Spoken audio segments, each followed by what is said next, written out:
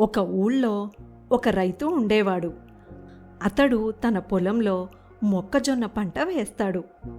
అతడు ఎంతో కష్టపడి వ్యవసాయం చేయగా మొక్కజొన్న పంట ఏపుగా ఎదుగుతుంది. తన పంటను చూసి ఎంతో సంతోషపడిన రైతు పంట కోసే వరకు జాగ్రత్తగా కాపాడుకుంటే బోలెడు లాభం వస్తుంది అని అనుకుంటాడు. ఇంతలో ఎక్కడి నుండో ఒక కాకుల గుంపు వస్తుంది. కాకులు మొక్కజొన్నలను తినడమే కాకుండా అంతా నేలరాలుస్తూ పంట పాడు చేస్తూ ఉంటాయి. పంట చేతికొచ్చే సమయానికి ఇలా కాకుల గుంపు రోజూ వచ్చి పంట పాడు చేయడం రైతుకు విపరీతంగా కోపాన్ని కలిగిస్తుంది.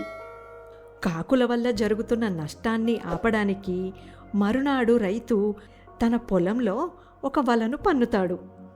పంట పాడు చేయడానికి వచ్చే కాకుల గుంపు ఇందులో చిక్కుకుంటుందని అనుకుంటాడు. మరునాడు రోజులాగే కాకుల గుంపు మొక్కజొన్న పంట వైపు ఎగురుకుంటూ వెళ్తుంది. ఈ కాకుల గుంపు వెళ్ళడాన్ని ఒక పావురం చూస్తుంది.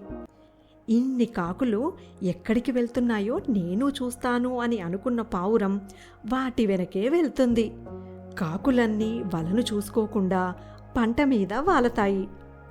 కాకులతో పాటు పావురం కూడా వాలుతుంది. వల ఉందని తెలియని పక్షులు అన్నీ వలలో చిక్కుకుంటాయి. ఇన్ని రోజులు పంటను పాడు చేసిన కాకుల కోసం వేసిన వలలో అసలు ఏ తప్పు చేయని పావురం కూడా చిక్కుకుంటుంది. కాకుల గుంపు మీద చాలా కోపంగా ఉన్న రైతు వాటిని చంపడానికి వేట కుక్కలను వదులుతాడు. వేట కుక్కలు కాకులతో పాటు పావురాన్ని కూడా చంపేస్తాయి.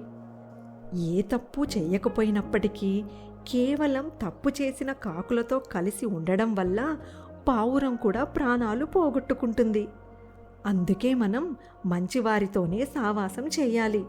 ఏ తప్పు చేయకపోయినప్పటికీ చెడ్డవారితో కలిసి ఉంటే ఆ శిక్ష మనము అనుభవించక తప్పదు.